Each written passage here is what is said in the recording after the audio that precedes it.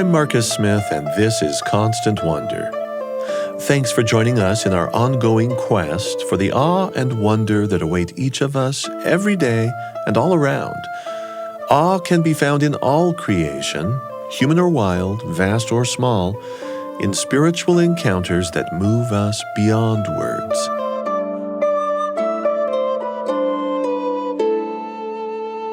In this episode, we tell the story of a family and the rainforest that healed them.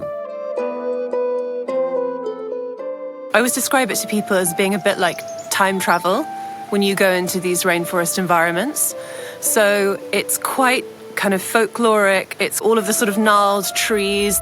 You feel like you could walk around the corner and then suddenly you've got the Knights of the Round Table. It just feels like you're sort of stepping back in time to something ancient and kind of indescribably beautiful, sort of otherworldly.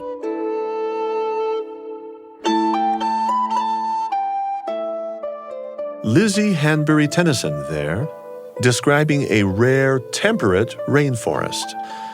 When she says gnarled trees, she means oak trees, very different from rubber, palm, or banana trees found in tropical rainforests.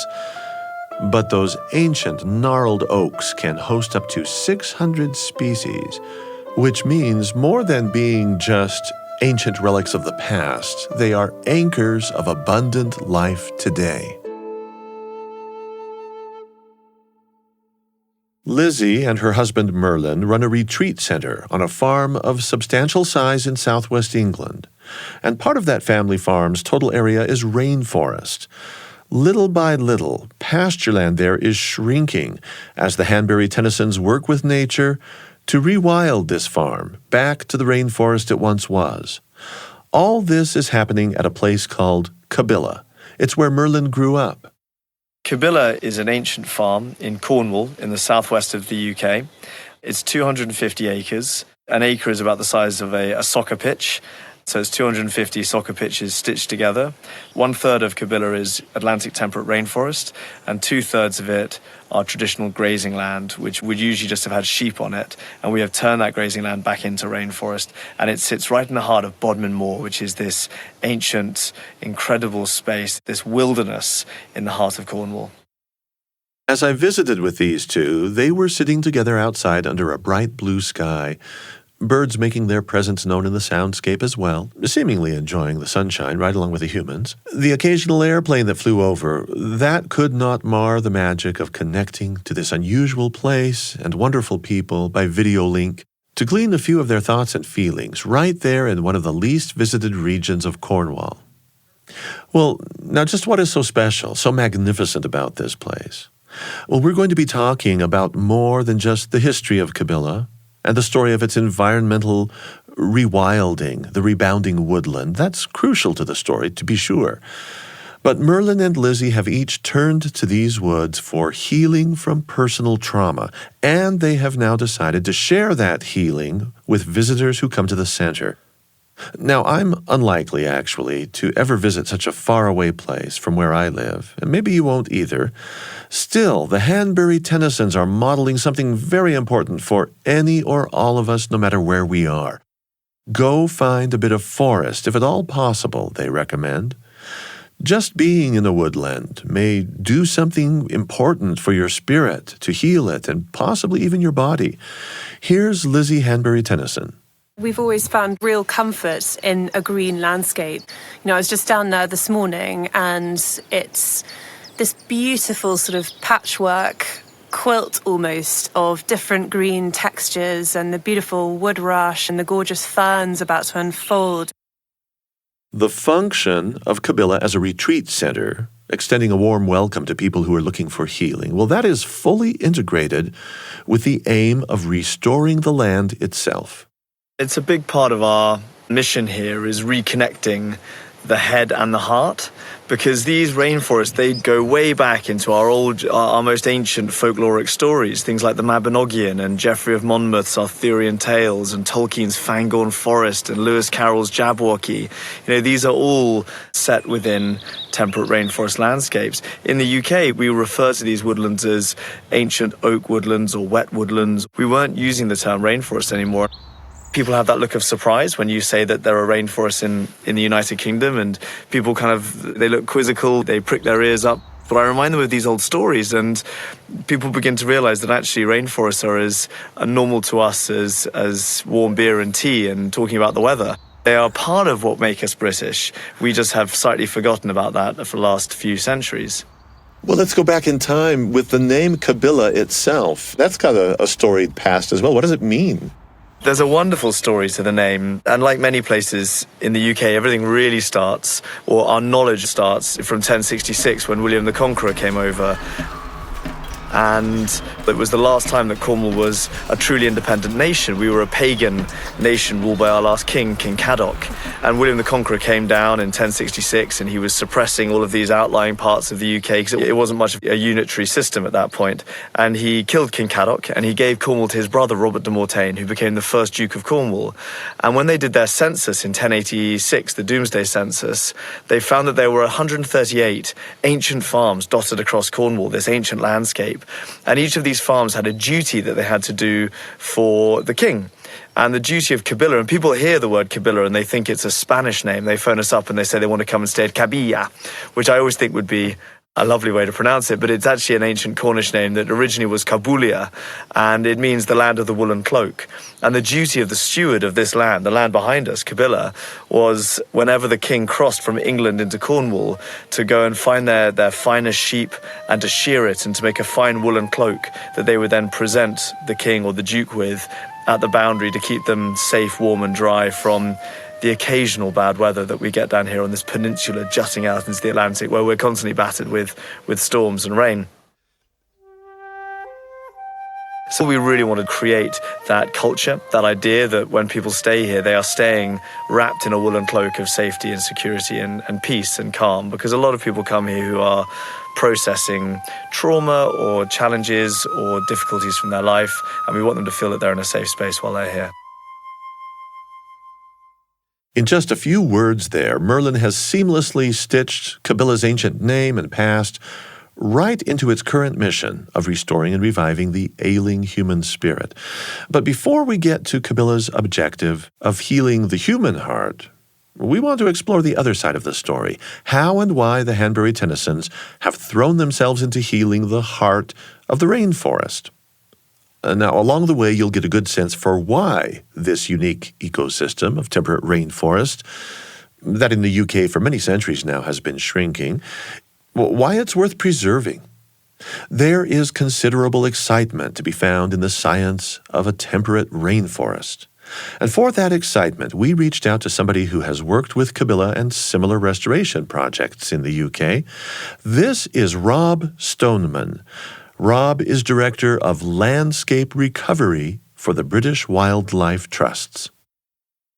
Britain is blessed, some people would say troubled, by a really, really wet climate. So we do miserable weather like nobody else does. Essentially, we rarely get snow, we rarely get frosts, and certainly on the western side of Britain, we get very high rainfall, and we get high rainfall throughout the year, more than 140 days a year of rainfall. Temperatures vary from summer to winter only by about 8 degrees Fahrenheit. So actually, summers and winters are not that dissimilar. As I say, really miserable weather. Be that as it may, these are the perfect ingredients to create temperate rainforests, which are found in only a few places on the globe. It's much, much rarer than tropical rainforest, just the most beautiful habitats. We call it the green on green on green on green habitat. You've got lichens on mosses, on ferns, on branches. All the rocks are covered in mosses and lichens and so on. Got a beautiful fungus called hazelgloves fungus, which is like orange fingers, kind of sticking out of the tree. You get these slime molds, which looks like a bit like dog sick on the side of the tree. It looks pretty disgusting, but they're really interesting species, and they're another type of lower plant, actually. Possibly an animal, depends how you think of slime molds, but they're very different. You get these wonderful lichens called cladonia or reindeer moss, but they're actually a lichen, and they'll be dripping off the trees, these beautiful silvery mosses, and they're kind of dangling down from the trees. Or labarium, another fantastic lichen, and they call it lungwort. So it looks a bit like the lining of your lungs. And these are like all bluish and greys and greens, really, really beautiful. So even on a single piece of wood, you might get tens and tens of different species. So remarkable diversity. Besides being rare and beautiful, temperate rainforests actually provide valuable ecosystem services that affect more than just their own well-being and survival. They help us. As they grow, they take carbon out of the atmosphere and they lay that down in the soil, in all of that flora, so actually all over the branches and obviously in the wood itself. So it's pulling carbon dioxide out of the atmosphere and laying it down and storing that carbon safely in a rainforest rather than dangerously in the atmosphere. Another thing that rainforests are really important for is water regulation, two ways really. So one is if you look at the chemistry of the water going into the woodland, and typically our waters are a little bit polluted by agriculture, as it filters through that woodland, the woodland basically cleans it up. So it acts as a kind of mini sewage station. So by the time the water gets out of the woodland, it's cleaner than it was when it came in. And that's important for drinking water. But it also regulates the flow of water. So as climate change intensifies, we're getting many, many more floods and droughts. So it does two things then. So because you imagine in all of this wet vegetation and in these deep soils, you're storing all this water. So in times of drought, we're actually in a drought at the moment in Britain. So in times of drought, it provides a base flow. So it constantly produces water out there. And that's good for downstream agriculture and so on.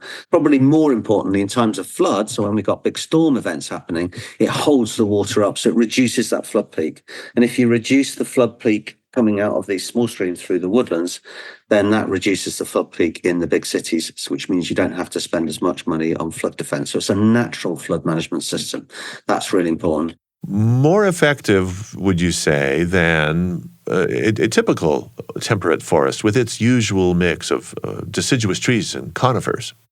Typically, the flood peak will reduce by about 20% going through a normal woodland, which is really significant. Going through a temperate rainforest, an ancient temperate rainforest, a 40% reduction, so it's about twice as good.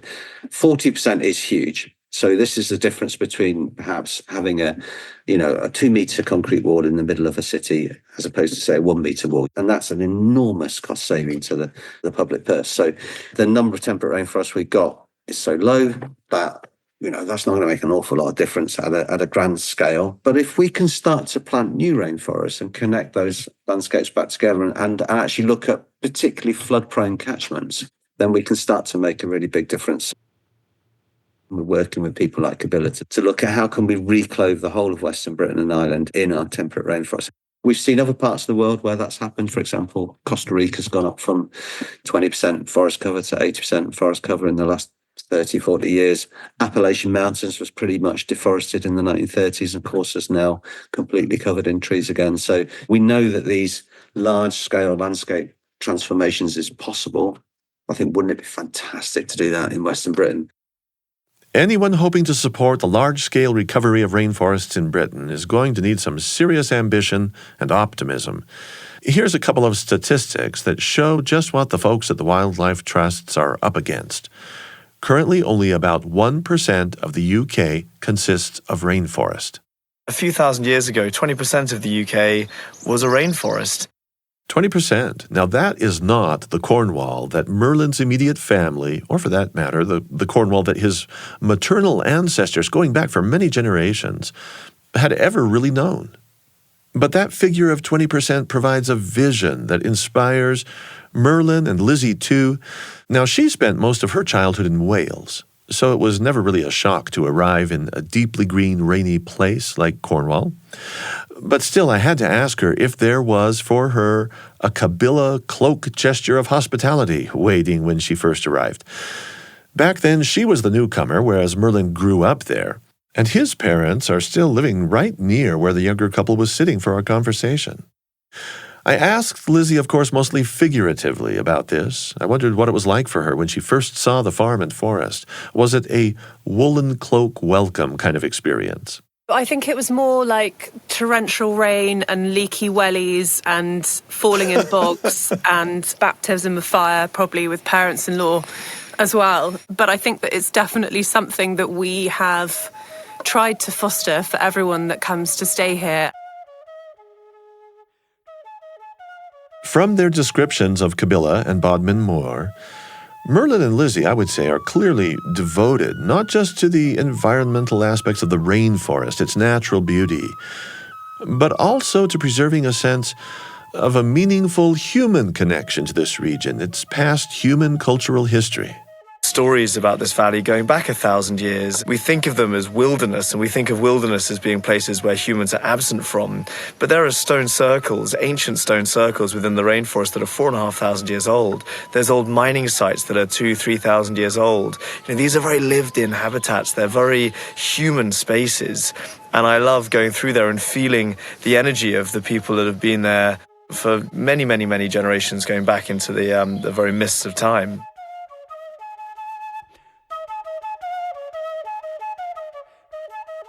So part of the draw of a place like Cabilla is, without a doubt, its antiquity.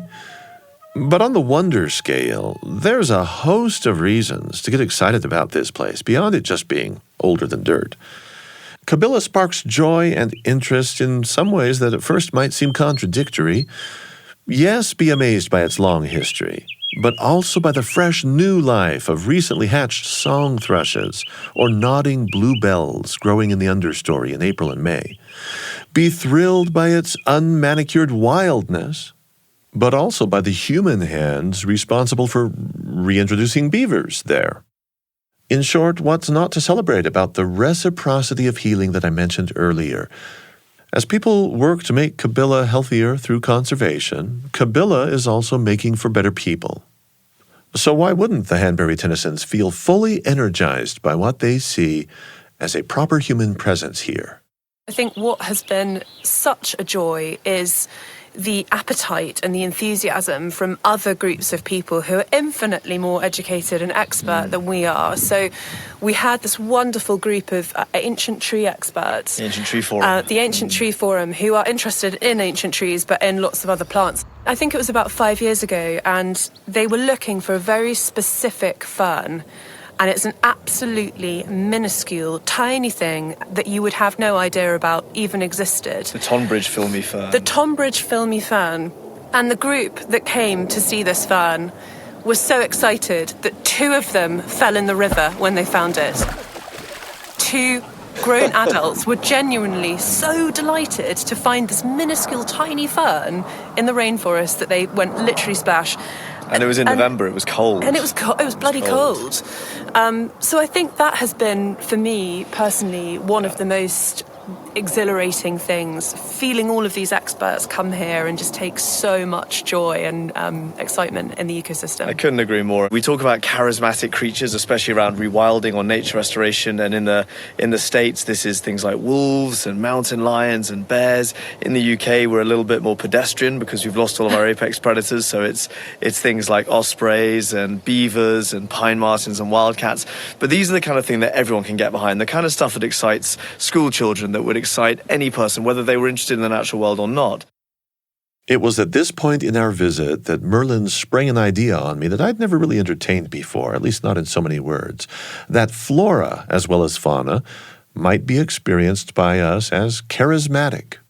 The trees are the easiest thing to see as charismatic. There's a tree just on the edge of the rainforest at Cabilla that we call the mother tree, which is, you couldn't call it anything other than charismatic. It's stunning and vast, and a creature that protects and nurtures and harbours so much life upon its branches that I think that actually plants are in many ways far more charismatic than any creature or animal or human can be, especially when you think of how long they've been around for. You have a honey fungus in the US, in Oregon, called the humongous fungus, which is thought to be 4,000 years old. At 4 square miles, it's not only old, but vast. What could be more charismatic than creatures like that? But I think the really exciting moments are when you get lichenologists or bryophyte experts or entomologists who get so stunningly excited about finding a kind of lichen or a fungus gnat or a blue-backed beetle or a mycelial thread, the kind of thing that to most of us is fundamentally quite an uninteresting element of the natural world because it's just a boring bug in many ways, but they're what people find exciting because these habitats hold such splendor and wonder beyond what we might perceive as exciting from a human perspective. Can anybody say, with any real confidence, just how old your rainforest is? No one really knows. In the UK, we have this strange habit where we call anything ancient from a woodland perspective, which has been around since before the year 1600. So if you're 400 years old, you're called ancient. And we kind of think of that as being an ancient habitat. So we have the Doomsday Records, which show that this rainforest was here 1,000 years ago. So we know it's 1,000 years old, which makes it very rare because in the UK, we've cut down 98% of our ancient woodland. So we know that puts us in a very rare 2% category. But apart from those manuscripts going back to the time of the Normans arriving in England, there is also a way to tell this story, to read it right out of the ground by probing down through layers of soil underfoot. I've read about these things called paleobotanical peat core surveys. That's quite a mouthful. They basically get a giant corkscrew and scientists screw it down into the ground and they bring up little bits of soil from very deep down and then they look at the fossil record within them and they can identify what the land looked like at every 10-year increment. It was a wonderful example of scientists and non-scientists like myself coming up against each other because the main scientist who was doing this work was a lovely man called Mark Nason, who's a good friend. And it took him a very long time, about 4 months, to send me the findings of this study. And I was quite impatient because I was taking people on walks through the woods and I really wanted to get a little bit of clarity around how old the habitat was. And I kept saying to Mark, could you please send me the findings? And he'd say, look, I'm a scientist, we want to be more specific, we don't quite know. And eventually I slightly insisted and he gave in and he said, look, I'm uncomfortable telling you this because I'm a scientist and we're not being specific enough yet, but all I can tell you is that this rainforest is at least 3,664 years old, give or take 29 years, which to me was definitely specific enough. And he said the reality is it's probably far older, but that's as deep as our corkscrew was able to go.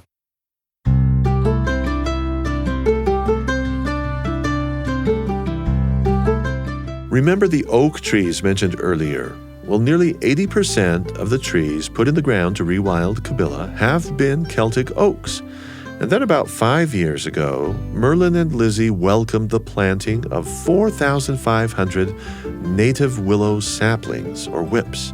That was to reclaim swampland along the way towards things reverting into forest. Well, this work with the willows was done by a nearby educational charity. It's called the Eden Project. The Eden Project, one of many partners in the cause of rewilding in the UK, multiple players on many different fronts, bringing back native apex predators like wolves and lynx. That's to keep the deer population in check.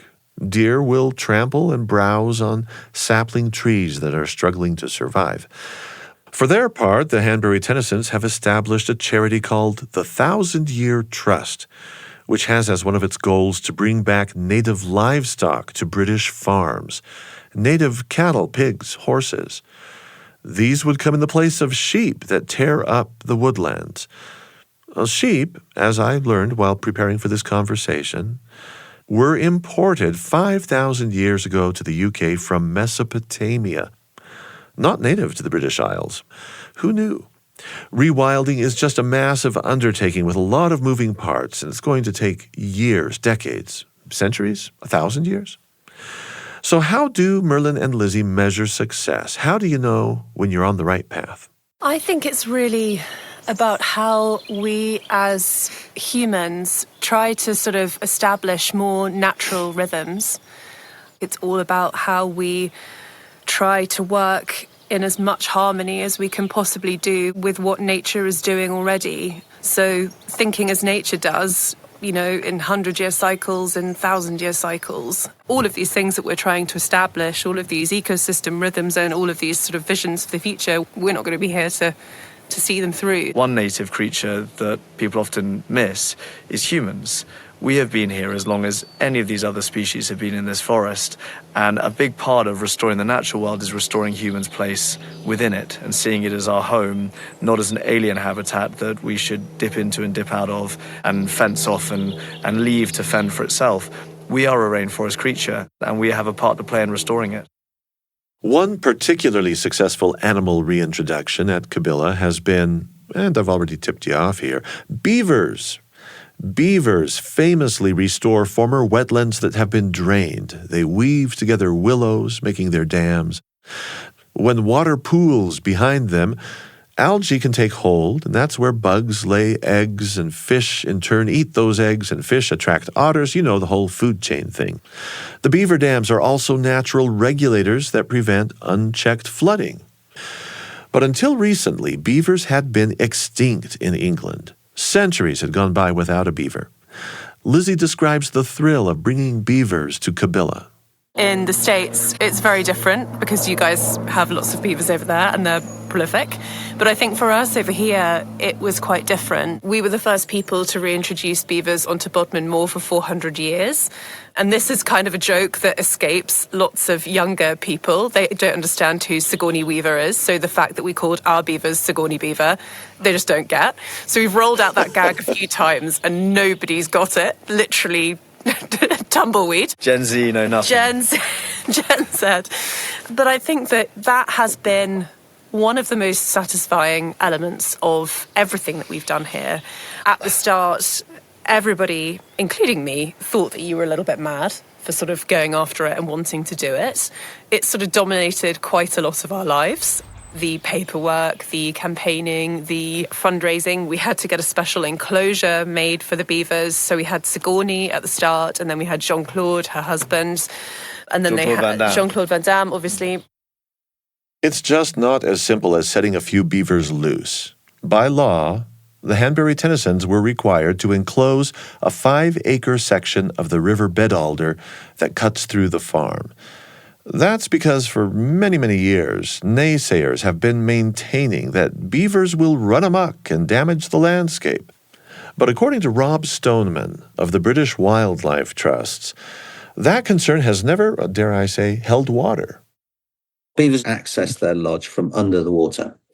So they want to make sure that the water level is always above the hole that takes them into the lodge. So what they do is they've got incredibly big teeth, these big orange teeth that are constantly growing. And they use those teeth to actually fell trees, like big trees. And they're doing that for 2 reasons. So one is to build dams. And secondly, they're trying to access the leaves because they're vegetarian, they're eating the leaves. But then they'll drag that tree trunk to a damming location. Wherever they hear the sound of running water, they'll use leaves and mud and wood, and they'll start damming up. And gradually those dams can get 3 or 4 meters high, or 6, 7 feet high. They can be quite long as well. And then behind that, of course, the water dams up. You create these lovely so-called beaver wetlands. And in those beaver wetlands, you get this fantastic array of wildlife. It does something else really clever as well, is that as the beaver wetlands develop, you kind of get a stepped hydrology in the river. So what you've got is a dam, and then between the 2 beaver wetlands, the next dam down, it actually speeds up the flow of water, which means that it cleans the gravels in there, which is really good for spawning fish. So actually for our migratory fish, things like salmon and trout, that's really important because they're migrating upstream, they're spawning, but they need clean gravels to spawn in. And we've lost a lot of our migratory fish because we don't have enough clean gravels. So they have this kind of a sort of cascade of ecosystem effects. And it's quite a remarkable transformation. So I've seen a river valley with a tiny little ditch where once there might have been a natural stream, but it's long gone from everybody's memory. You introduce the beaver, and within 2 years, that river catchment has filled up with woods. When they chop down a tree, the tree isn't lost forever. It immediately resprouts and coppices. So you actually get more trees in the beaver wetlands. Then, of course, you get more wetland and you get more wildlife, and you get this much, much more mixed up habitat, which is absolutely stuffed full of wildlife. So they're really the most special things. Lizzie is in full agreement. The enclosure was this desolate swamp that they turned into this kind of beautifully staged framework of dams and lodges across the river. I mean, it was beautiful, sensational to look at. And that's brought so much joy to so many people. Apparently, a captive beaver will often get loose, and rounding up escapees, well, that mostly fell to Merlin. But Lizzie clearly empathizes with him.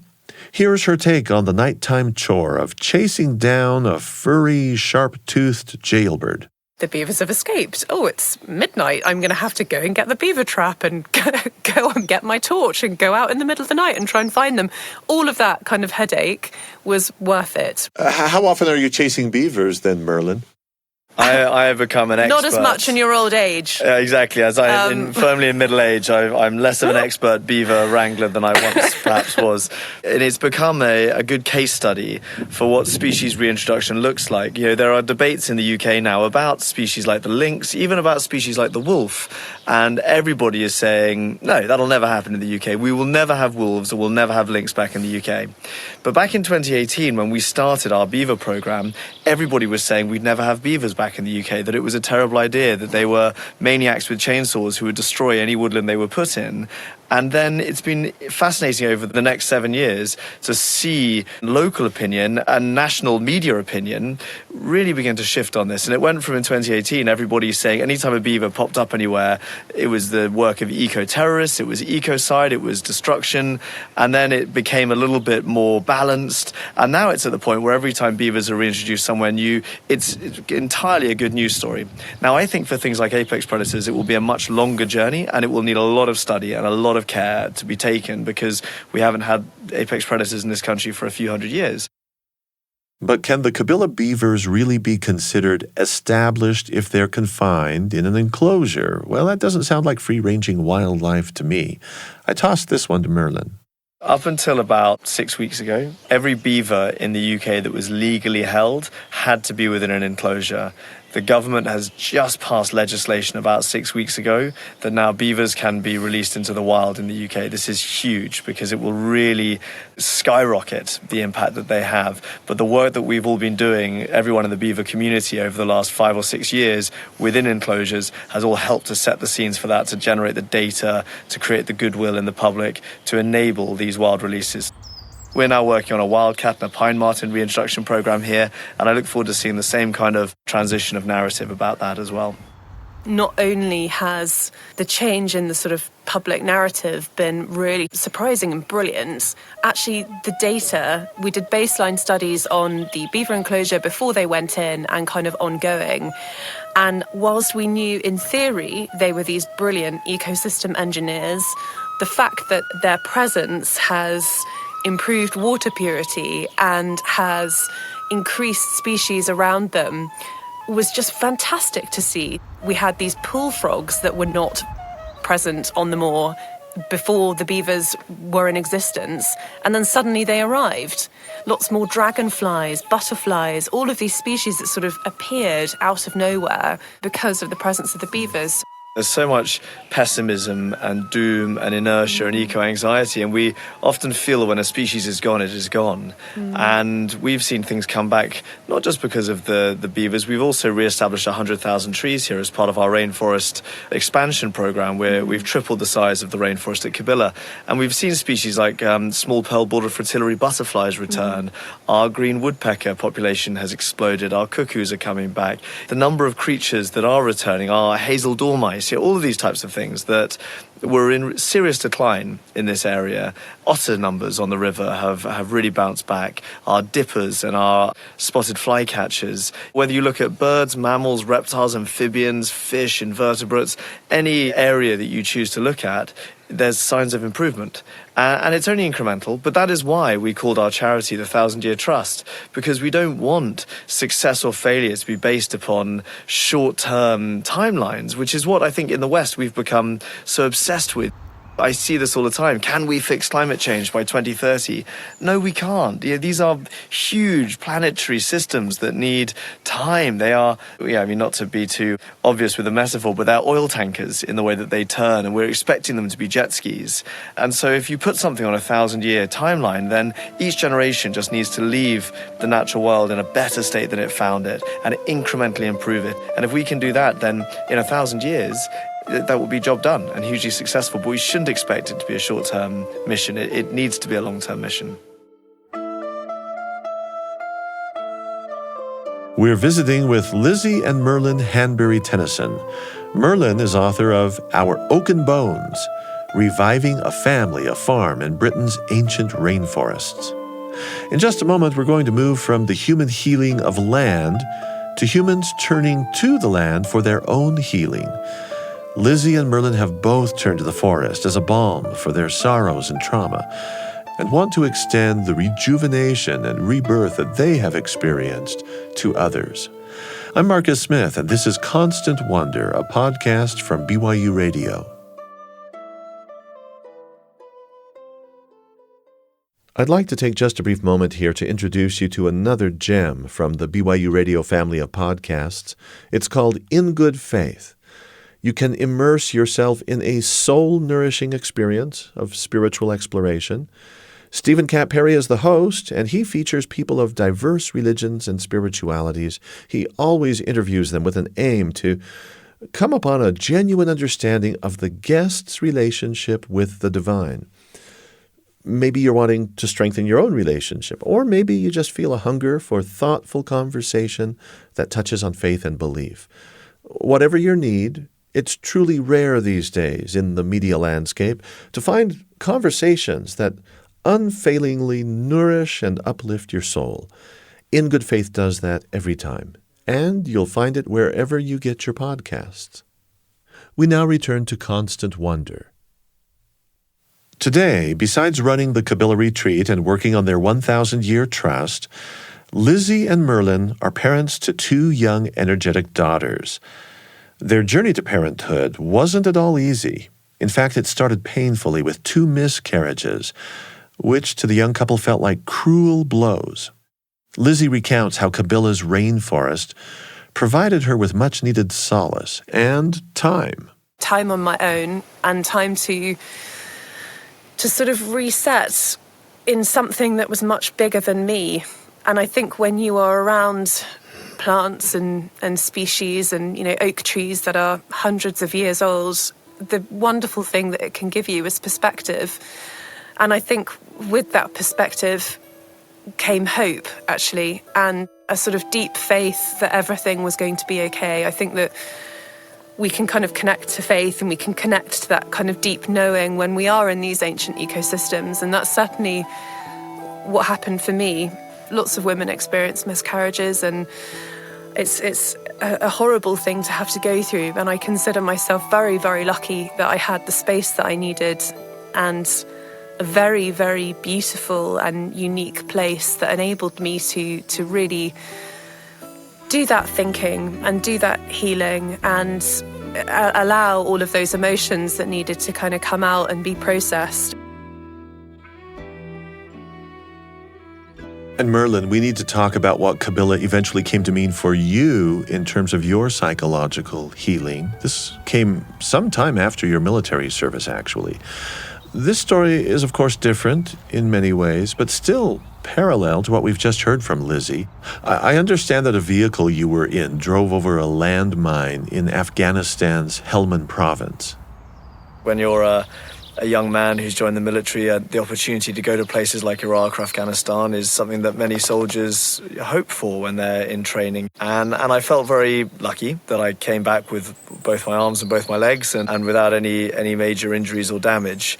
And I always remember when I was a very young army officer going through some training around mental health and being told that the effects of PTSD might not manifest for up to 10 years after the incident that it relates to. And I remember as a young man thinking that that was ridiculous and that if I was going to be affected by something that I'd know immediately, or at least I'd know within a few months. And it was almost 10 years to the day from being in Helmand province that, in a similar way, in many ways to Lizzie, we were living and working in London in very fast-paced environments. And I think my breakdown was also contributed to through the pace of urban living.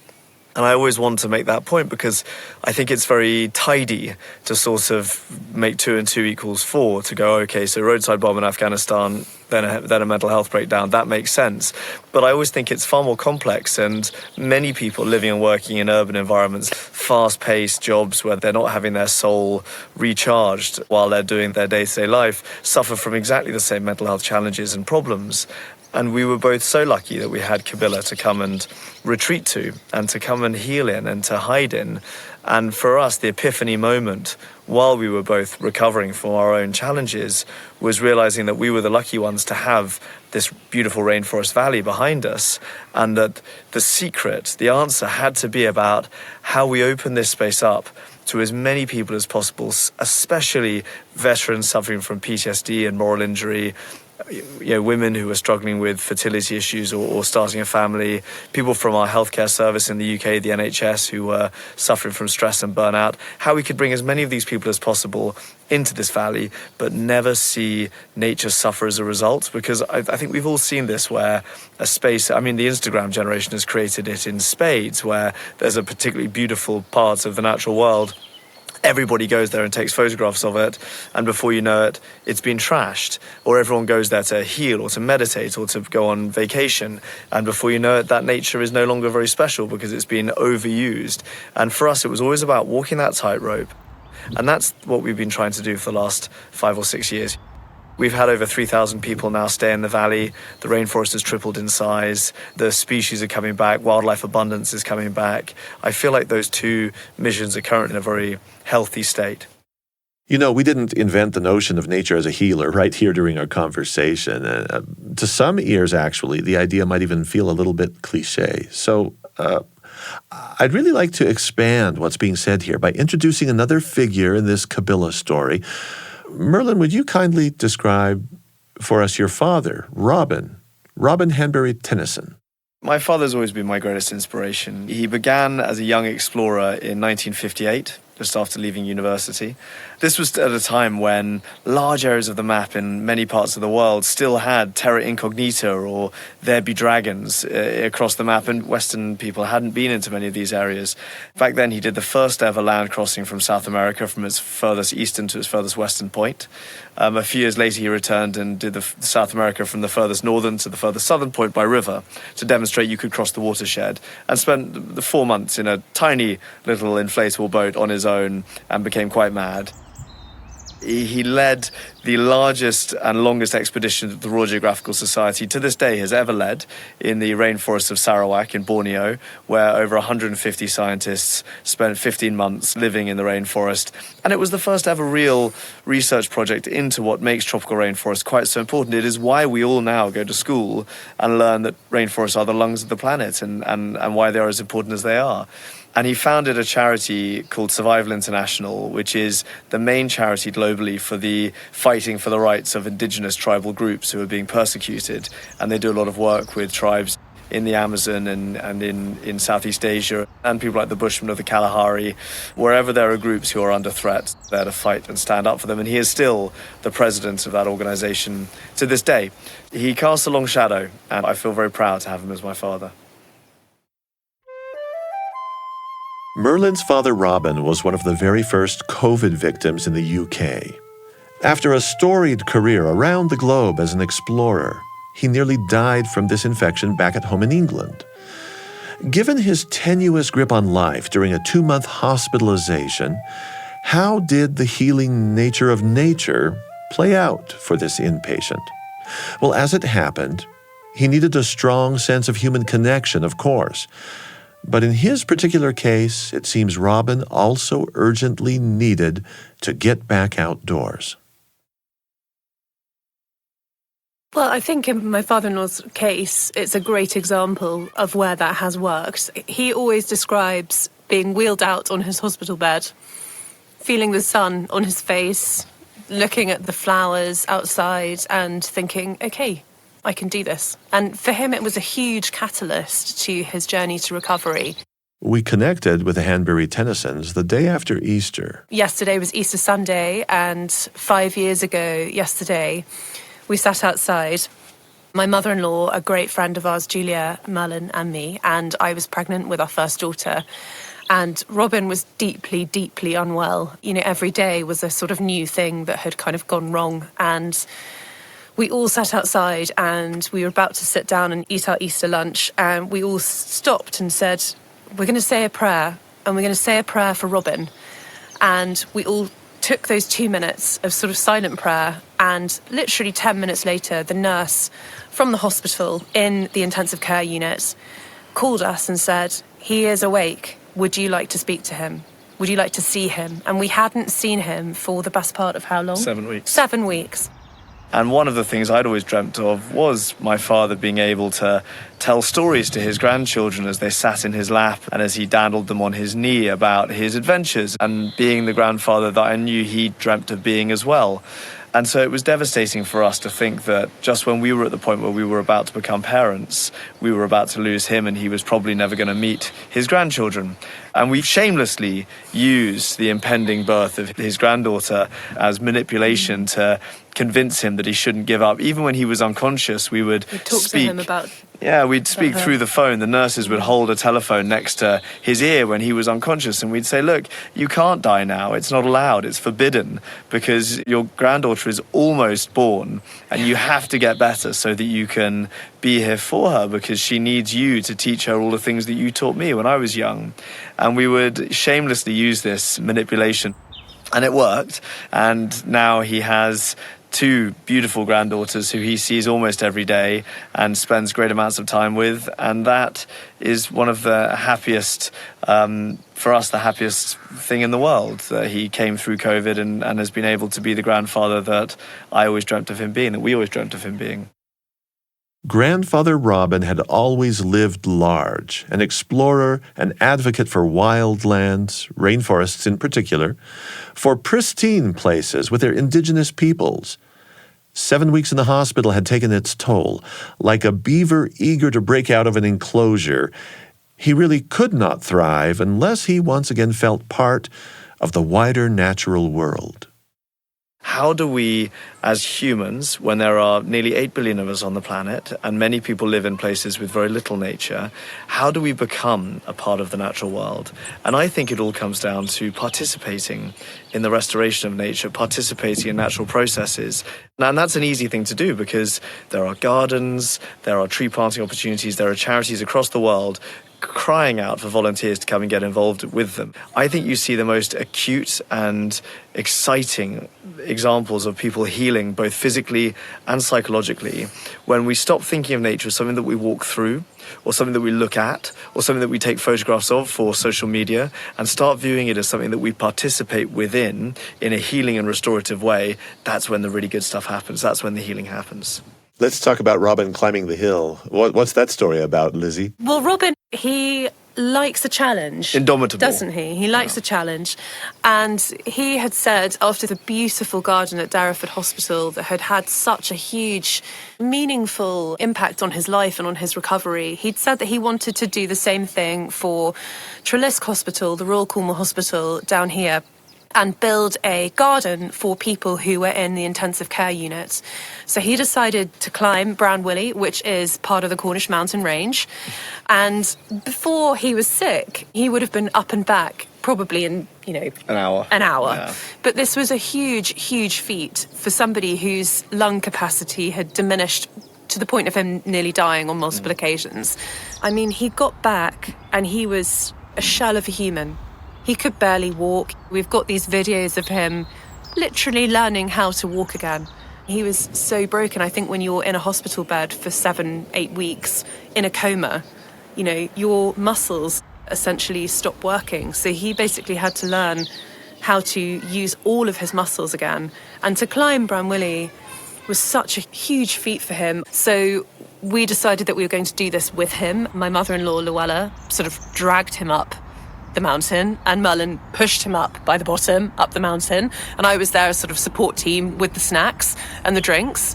And he raised over £100,000 for the healing garden at Treliske Hospital, because he was so dedicated to deliver the same thing for people that needed it down in Cornwall.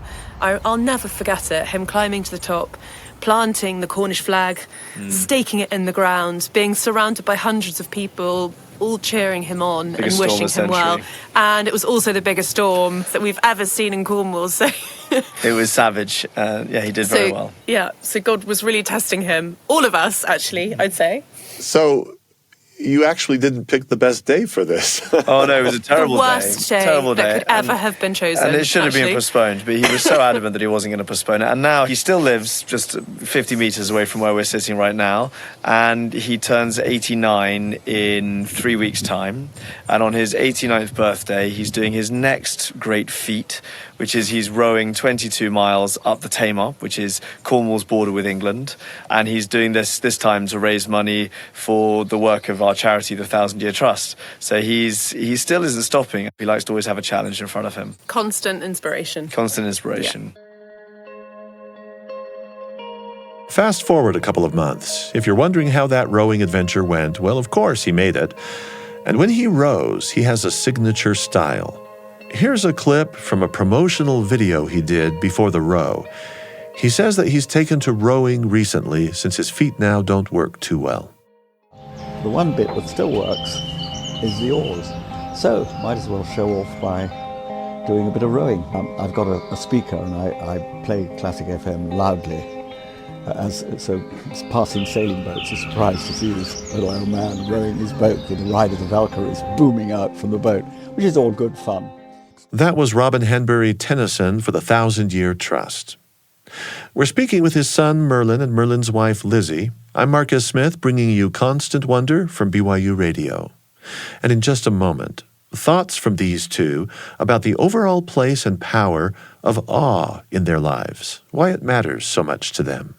I hope you've heard the great news that there's an exciting podcast just recently launched called Constant Wonder Kids. It takes stories from our Gold Signal Award-winning podcast Constant Wonder and fashions them into just right-sized little nature explorations for young people. Come along for extraordinary adventures as we dive deep into the ocean with whale sharks, or even cheer for tiny little athletes at the Hedgehog Olympic Games. Whenever your brain's got an itch of curiosity about our world and it needs to be scratched, Constant Wonder Kids is just the thing, on the BYU Radio app or wherever you get your podcasts.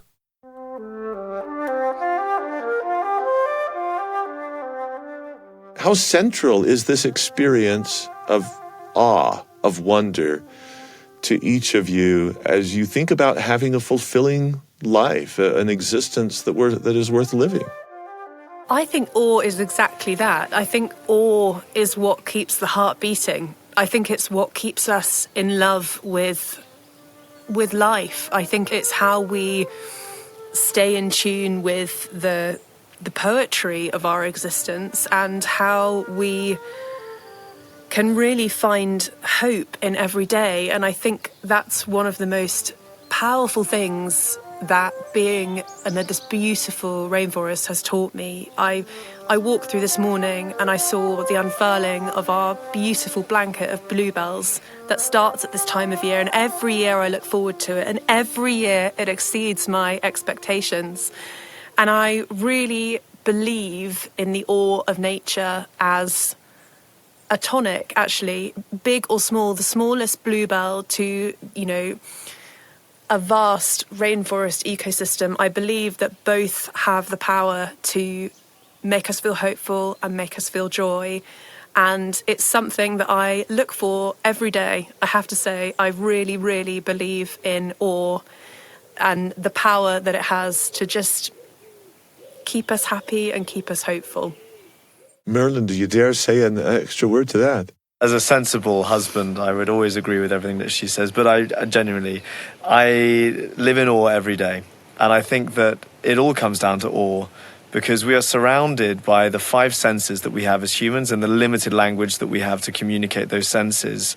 And we are allowed to survive upon this planet, not because of the ingenuity of humans or how clever we are or how big our brains are, but because we live upon 6 inches of soil and the fact that it rains. And that is the only reason that we are here. It doesn't matter if you're having financial troubles, personal troubles, relationship troubles, psychological or physical troubles. When you step back and remember that we sit on this giant lump of rock flying through space and we are only here because it is graced with 6 inches of soil and rain, then there is nothing but awe. And it defines everything about what we should all be doing with our lives.